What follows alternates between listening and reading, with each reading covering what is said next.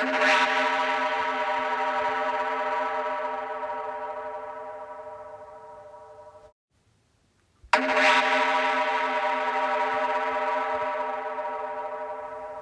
23rd, 1997.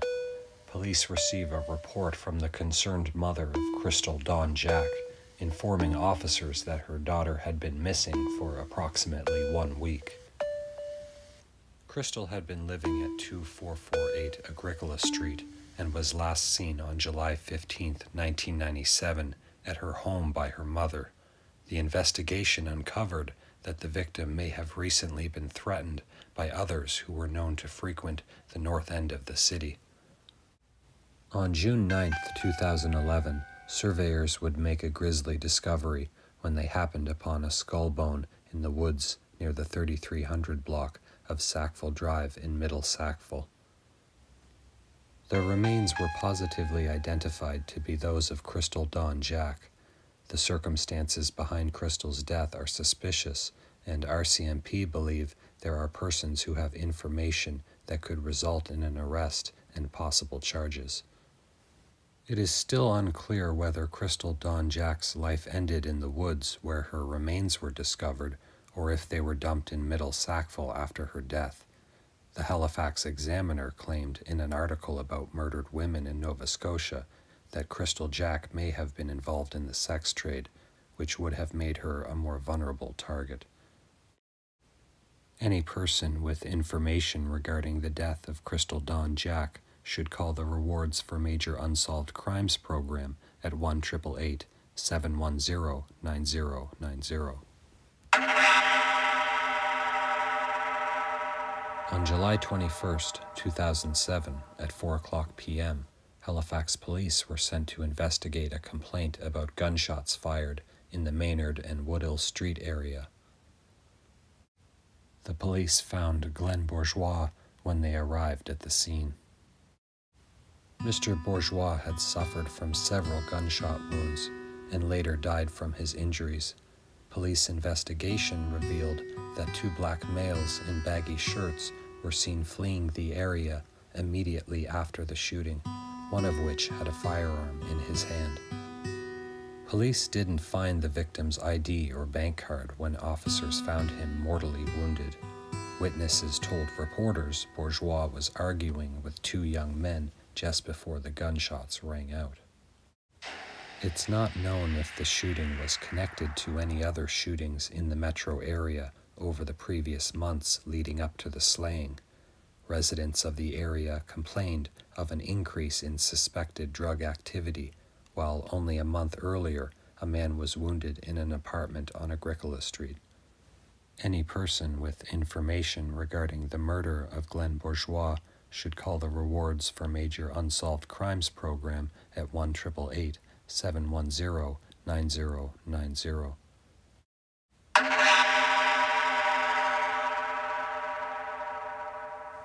(10:45 p.m. on May 13, 2009), Jarrell Aaron Wright, also known as Rutu, arrived at a residence on 16 Clarence Street, North Preston.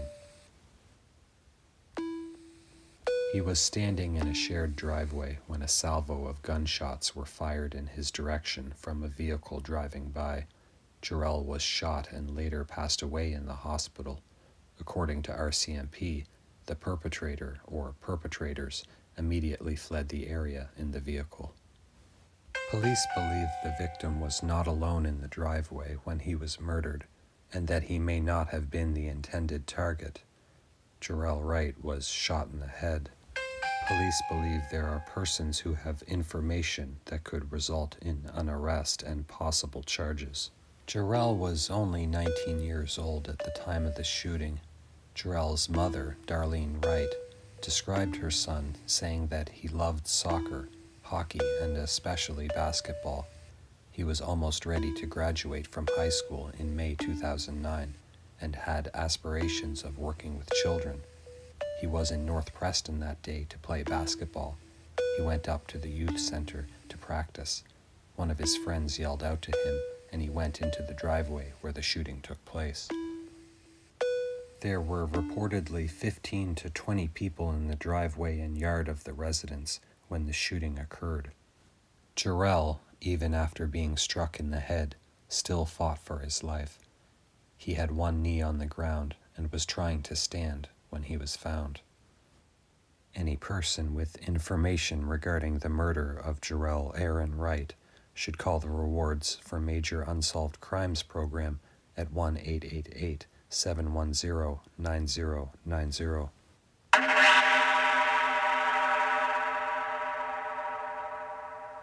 April 19th, 2002, at 11 a.m., RCMP respond to a report of 3 youths who discovered a body while walking in the area of the Greenhead Road extension located off Highway 103 in Timberley, Nova Scotia. John Francis Alcaros was later identified as the victim.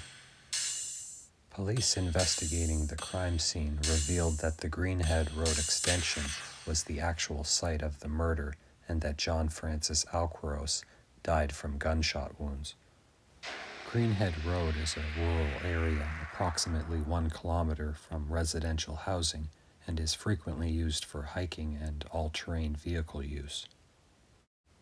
John Francis Alcaros was 31 years old at the time of his death.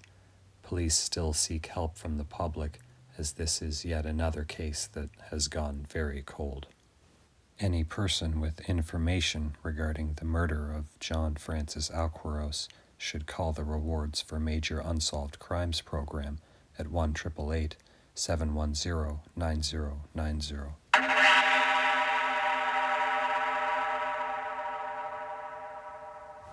January 7th, 1968. It's 10:45 a.m. Police respond to a report of a death of 81-year-old Newton Harold Boutlier of French Village, Nova Scotia. Upon arrival, police found victim Mr. Boutlier deceased in his residence, which also doubled as a small general store, which he owned and operated on Highway number 33, 19.7 miles from Halifax. Mr. Boutlier was killed at this location. Newton Harold Boutlier was unmarried and kept to himself. He usually opened his store every day between the hours of 9 a.m. and 10 p.m., except Sundays, when the store was closed. Boutlier was found by his sister Annie and 2 neighborhood men. His body was found near an overturned wood stove. Traces of blood were found on a door and an ice cream cooler. Police did not release the cause of death, but a January 9, 1968 article in the Chronicle Herald reported that his autopsy revealed that Newton Boutlier was viciously stabbed to death. His death followed 2 other stabbing deaths in Nova Scotia. Robert Arthur Ward of Lower Sackville died from multiple knife wounds and was discovered in a ditch near Lakeside, near Halifax, on November 18, 1967. Teacher Cora Bartow from Nictow Falls, Annapolis County, was stabbed to death in her home on December 29, 1967. Ward and Bartow, both 51, knew each other due to the close proximity of Ward's store and the school where Bartow worked in Lower Sackville. But there were more patterns with these killings. All 3 lived alone, and all 3 were murdered in rural areas. Mr. Boutlier was described by a neighbor as the type of man who would give you a candy bar if you didn't have a nickel to pay for it. Another possible pattern was also beginning to emerge as the killers of Robert Arthur Ward were arrested and prosecuted. There is no evidence that Ward was a homosexual, except for testimony by one of the convicted young men who said that Ward picked them up that Friday night on Spring Garden Road by the YMCA, near an area known as the Meat Rack, a popular gay cruising spot on the corner of Spring Garden Road and South Park Street, after he closed up his store in Lower Sackville at 10:45 p.m. Ward was stabbed 21 times, his car found stuck in a ditch with his body nearby on the Greenhead Road near Lakeside, Timberley.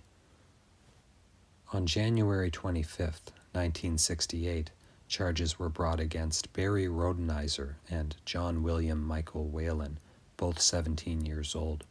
Both were found guilty and sentenced to life in prison. Could Newton Harold Boutlier have been killed by Rodenizer and Whalen? Given the patterns between all three victims, it seems entirely possible. Any person with information regarding the murder of Newton Harold Boutlier should call the Rewards for Major Unsolved Crimes program at 1-888-710-9090.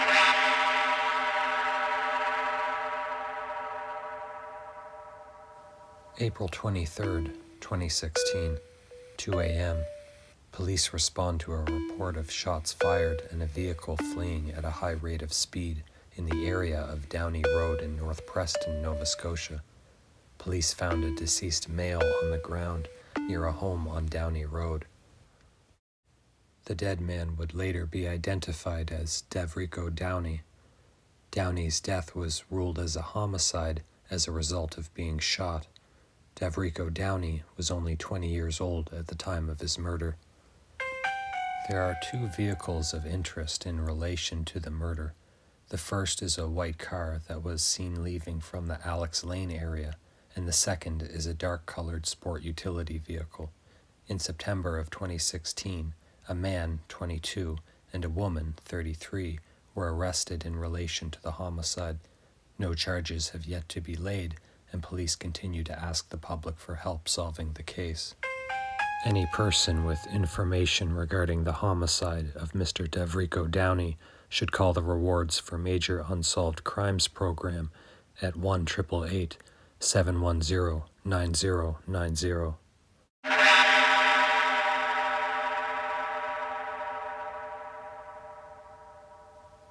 October 14th, 2002. At roughly 5:30 p.m., police respond to a report of two hunters who found human skeletal remains off a logging road near Dollar Lake Provincial Park, located on the old Guysborough Road near the Halifax International Airport. The remains would later be identified as those of victim Laura Lee Cross. Investigators revealed that Laura Lee Cross had last been seen on July 12, 2001, and that she had been reported missing in August of 2001. Cross had been living at 18 Middle Street in Dartmouth at the time of her disappearance. Laura was 33 years old when she was last seen alive. The Cold Case Unit of the Integrated Criminal Investigation Division continues to investigate the homicide. Any person with information regarding the death of Laura Lee Cross should call the Rewards for Major Unsolved Crimes program at 1-888-710-9090.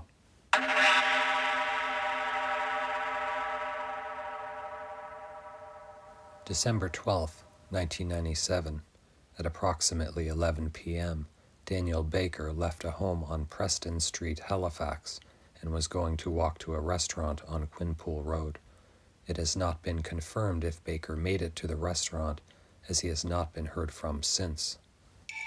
Daniel was 6'1" and 155 pounds, with short dark blonde hair, blue eyes, and a fair complexion.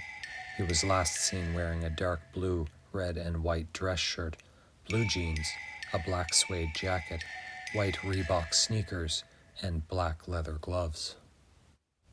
It is known that Baker alternated his residency between Halifax and Bridgewater, Nova Scotia, for years before returning to Halifax in July of 1997. Daniel Baker was 40 years old at the time he went missing.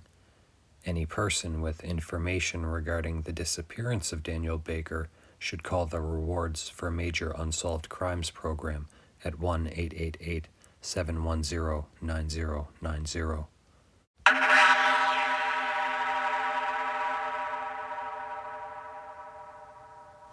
November 14th, 2016, at 11:07 p.m., a 911 call was placed regarding a gunshot in the area of Cragg Avenue, Halifax, Nova Scotia. Police responded to the location and found Terrence Patrick Izzard, known as Terry. An autopsy later confirmed that Mr. Izzard had been the victim of a shooting. The Special Investigation Section of the Integrated Criminal Investigation Division continues to investigate this crime. Terrence Izzard was 58 years old and would die in the hospital as a result of his injuries. Terrence's brother, Philip Izzard, is also hoping someone will come forward with information.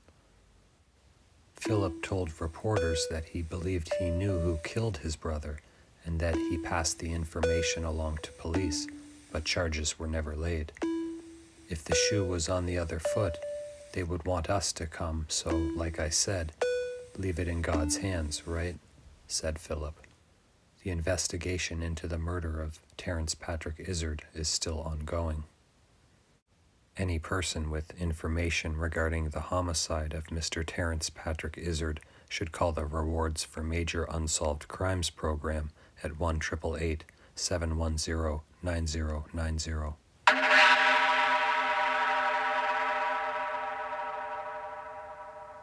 New Waterford, Nova Scotia parents, Maureen and Gervais Miller, maintain that police had something to do with the death of their son, 17-year-old Clayton Miller. Miller failed to return home on the night of May 4th, the same night police raided a drinking party at an area known as The Nest. Search and rescue efforts began at 4:30 p.m. on May 5th, 1990. When police first raided the party, where practically every teenager in town was, teens fled, running to escape from local cops who had a reputation for being rough. Miller's hat flew off. He turned back to get it. No one knows for certain what happened next. Miller's body would be found not far from a still smoldering bonfire at about 12:30 Sunday afternoon on May 6th, apparently having drowned in a shallow stream 2 days after the initial police raid and 1 day after the initial search. On the night of the party, several teenagers were taken into custody. One claimed she saw a boy slumped face down in a cell. Other teens said they returned to the scene on Saturday, searching for abandoned alcohol, including the stream where Clayton's body was discovered the following afternoon. One teen, Baxter Thorne, stated, "I walked right along the brook. I would have tripped over Clayton Miller if he was there. There is no way in hell he was there. I've been saying the same thing for 22 years. Other teens who returned to the scene made similar statements. 3 doctors reached 3 different conclusions as to the cause of death. One said drowning, another cited hypothermia, and a third, a forensic pathologist hired by Miller's family, claimed he died from a chokehold, a theory rejected in 1999 by the NS Department of Justice. Clayton's parents were there the day their son's body was found and claimed that Clayton clearly had other injuries, including a severely swollen lip and an injured nose. His father pulled him from the stream. Police maintained they never had Clayton in custody and had nothing to do with his death. Brian McDonald, who led the Cape Breton Ground Search and Rescue Team, combed the area where the party took place the day before Miller's body was found. He would later state, "We had a team there and searched. We didn't find no body, and that's all I know." McDonald came forward when he discovered there was no record of his team searching the area. Nova Scotia's Serious Incident Response Team dispute the claim that there was a search for Miller the day before police found his body. Clayton Miller's family continue to push for justice and the reopening of the case. And although the death is considered accidental by authorities, I felt there was enough uncertainty about the official narrative to include this case in this presentation. Family members still believe that the New Waterford Police Force was involved in Miller's death. The Serious Incident Response Team, Nova Scotia's police watchdog, concluded its investigation in October of 2017, finding that Clayton Miller died from alcohol consumption and hypothermia. Is this what really happened? Or were local police somehow responsible? Perhaps Clayton was killed by some other unknown killer or killers. For now, it will remain a mystery.